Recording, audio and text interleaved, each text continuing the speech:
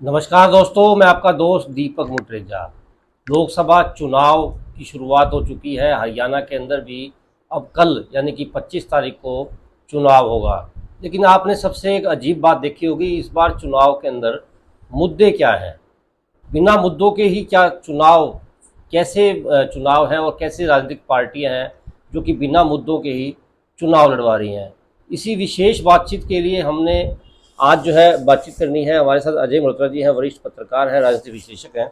Sir, आपका बहुत बहुत स्वागत है। सर, क्या कहेंगे आप? आपने काफ़ी लंबे समय से आप देख रहे हैं, आपने काफ़ी इलेक्शन जो है वो भी कवर किए हैं, काफ़ी सालों से आपने वोट डाले भी हैं।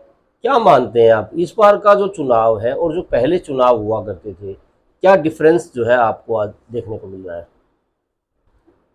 देखो, पहले जब चुनाव होते थे तो मुद्दे बड़े उभर के आते थे। चाहे आप पीछे 30 साल के चुनाव उठा के देख लो। हरियाणा में 15 से 20 साल तक तो SYL, हरियाणा पंजाब का जो अधिकार था पानी पे या क्षेत्र पे, इसको लेके मुद्दा रहा। रोजगार मुद्दा रहा, भ्रष्टाचार मुद्दा रहा। और 2014 में जब भारतीय जनता पार्टी ये सरकार बनी तो मोदी जी का मेन मुद्दा था विकास और भ्रष्टाचार को समाप्त करना। उन्होंने हर एक मंच से ये कहा कि मैं भ्रष्टाचार ख़त्म करूँगा, और यहाँ तक कि ये भी कहा कि जो भ्रष्टाचार का पैसा विदेशों में गया हुआ है उसको ले आएंगे और लोगों के खाते में 15-15 हज़ार रुपये डाल देंगे।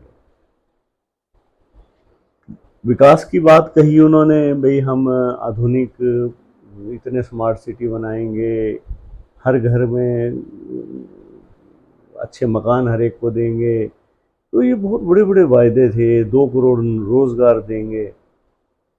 फिर 2019 का चुनाव आया, उसमें भी विकास और साथ में ये मुद्दा रहा कि भाई जो देश के अंदर भ्रष्टाचार है हम उसको फिर अभी और समाप्त करने की बात कर रहे थे। और देश की सुरक्षा की बात आई थी, क्योंकि पुलवामा अटैक हुआ था तो सुरक्षा को लेके लोगों के अंदर बहुत ज़्यादा वो था, कंसर्न था।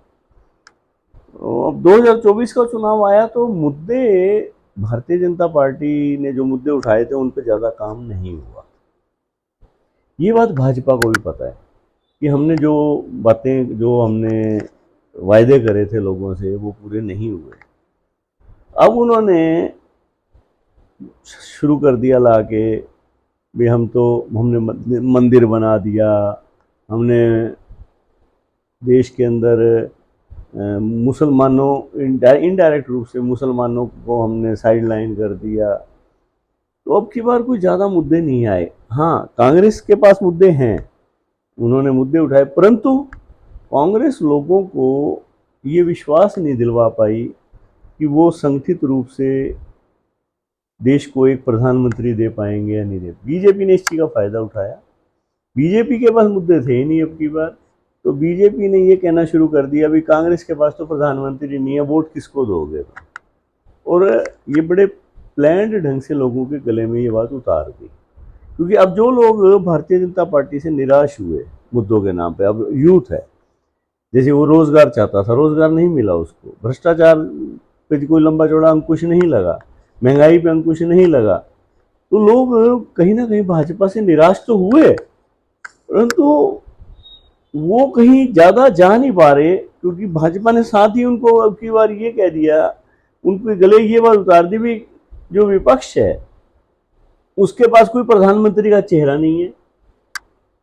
कुछ विपक्ष के लोगों ने भी गलतियां करी, उन्होंने ये कहना शुरू कर दिया भी हम 5 प्रधानमंत्री बना लेंगे, हाँ, हर साल एक बना लेंगे। तो वो लोगों का विश्वास नहीं जीत पाए। लोग भाजपा से निराश हैं, परंतु विपक्ष पे विश्वास नहीं है। ऐसे में क्या हो रहा है, पोलिंग कम हो रही है। आप ये देखिए कितना ज़्यादा लोगों को मोटिवेट करने के बाद, पहले जो शुरू के 5 फेज हुए हैं, पोलिंग कितनी है, 60, 62, 63 एवरेज। तो लोगों में निराशा है, बट आशा कहीं नहीं दिखाई दे रही। कांग्रेस के पास मुद्दे तो हैं, परंतु वो लोगों के गले ये बात नहीं उतार पाई कि हम इन मुद्दों को पूरा भी करेंगे। नेतृत्व करने वाला कोई नहीं। नेतृत्व उनको ज्यादा, तो लोग भाजपा और कांग्रेस दोनों से कोई लंबा चौड़ा अट्रैक्शन नहीं रह गया। तो इसलिए चुनाव के अंदर भाजपा तो नए मुद्दे ला ही नहीं पाई। उन्होंने 25 दिन का कैंपेन था, मोदी जी भी आए यहाँ, राजनाथ जी भी आए यहाँ, बड़े बड़े नेता आए भाजपा के, मुख्यमंत्री लेवल के भी आए, परंतु कोई भी ये नहीं कह पाया कि हम 2029 तक ये रोड मैप है हमारा, हम इतने बच्चों को नौकरी देंगे, हम इस महंगाई को इतना कम करेंगे। हाँ, एक ही बात है, उनके से मुंह से एक ही निकलती थी, मैं हम तुम्हारा बहुत ध्यान करेंगे। मुद्दे गौण हो गए हैं। मुद्दे गौण हो गए। और जिनके पास मुद्दे हैं, राहुल गांधी ने 3 दिन पहले भिवानी आए तो दादरी आए तो उन्होंने मुद्दे रखे भी हम रोजगार भी देंगे, हम गरीबों को ऐसे देंगे, महिलाओं को ये देंगे, परंतु लोगों को ये विश्वास नहीं हो पा रहा कि ये लोग सरकार संभाल भी लेंगे। तो बड़ी मतलब कि आप ये देखिए, इसका परिणाम ये है कि इलेक्शन की रिजल्ट, इलेक्शन की पोलिंग कम हो गई।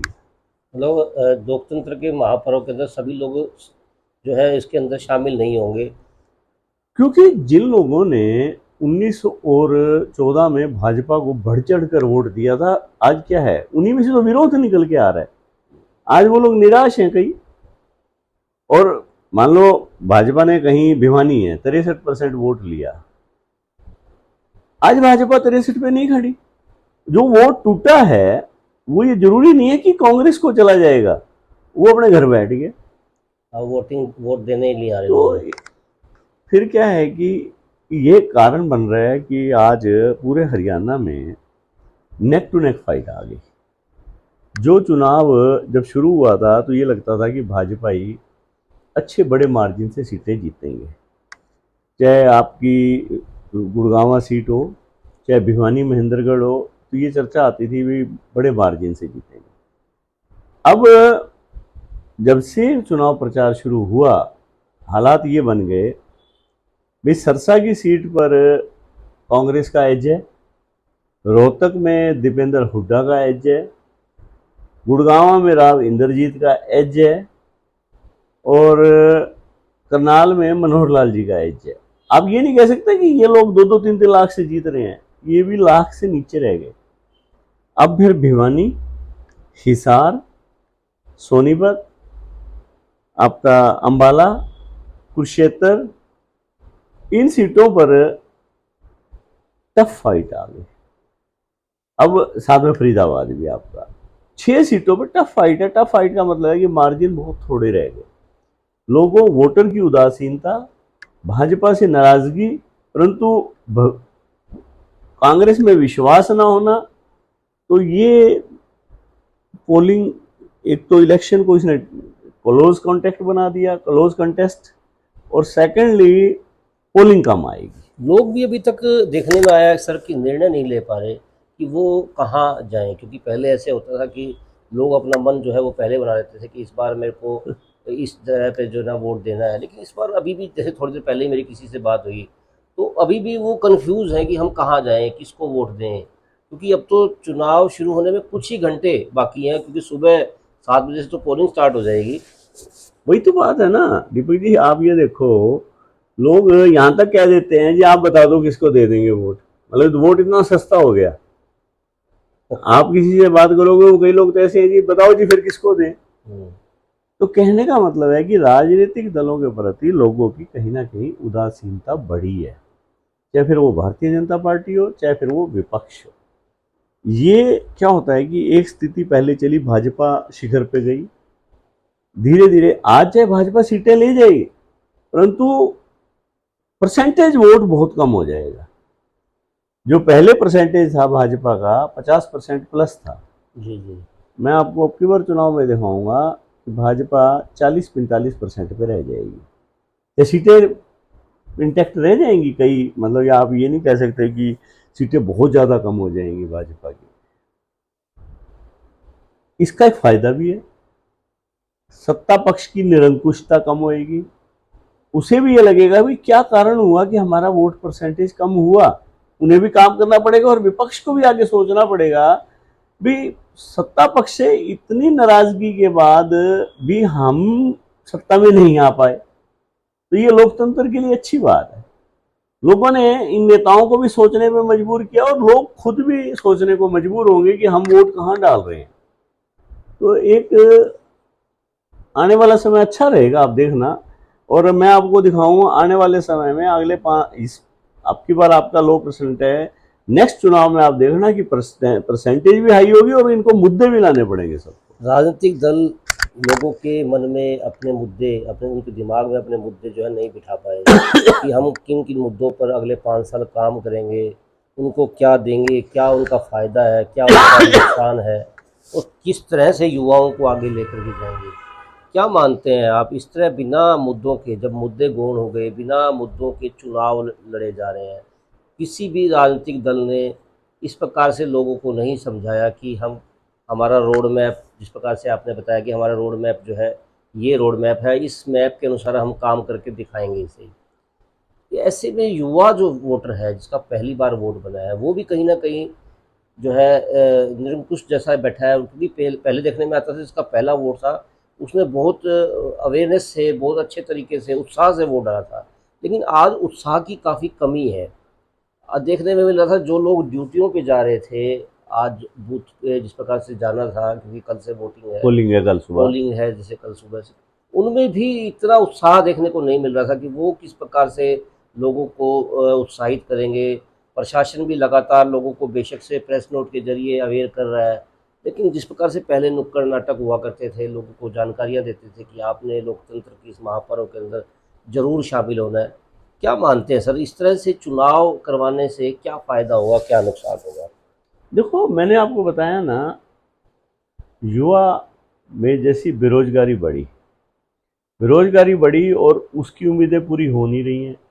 आप रैलियों में पहले देखते थे कि युवा आगे आगे एकदम से जोश में होता था। अब की बार युवा में कहीं जोश नहीं था। खास तौर पे जो सत्ता पक्ष की रैलियां हुई, चाहे राजनाथ जी आए चाहे मोदी जी आए, यूथ निराश दिखाई देता था। वहां रैली में ही 40 साल से ऊपर के लोग ज्यादा दिखाई देते थे, या फिर 18 साल से भी नीचे वाले दिखाई देते थे। तो जो यूथ है उसको जब उम्मीद ही नहीं है तो वो क्यों जाएगा इनकी रैलियों में, नेताओं की। विपक्ष जब तक अपने आप को ये प्रोजेक्ट नहीं कर पाएगा कि हम विश्वास नहीं दिलवा पाएगा भी तुम ये तो नहीं दे पाए, हम तुम्हें देंगे, तो जन लोग उनसे भी निराश रहेंगे। तो परिणाम स्वरूप परिणाम ये रहते हैं कि रिजल्ट कम आते हैं, कम पोलिंग होएगी। आगे आने वाले टाइम में जो लोग बिना मुद्दों के मैदान में आएंगे, लोग उनको नकारेंगे।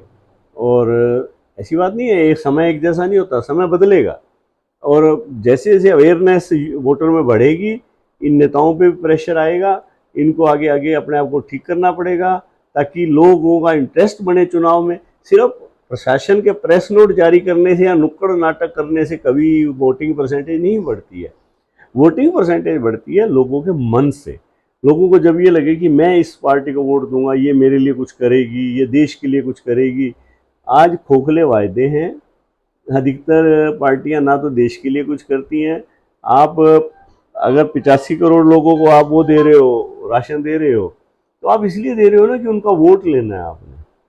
आप इस एंगल से वो उनको जब तक मजबूत नहीं करोगे। आज कांग्रेस ये कह रही है कि हम लाख रुपया पर हर एक यूथ को, बेरोजगार यूथ को देंगे, वो सिर्फ वोट लेने के लिए है। बिल्कुल, मतलब कि जिसको भी देखो वो वोट के लिए भाग रहा है, करने के लिए कुछ नहीं, हाथ को काम कोई नहीं दे रहा ना।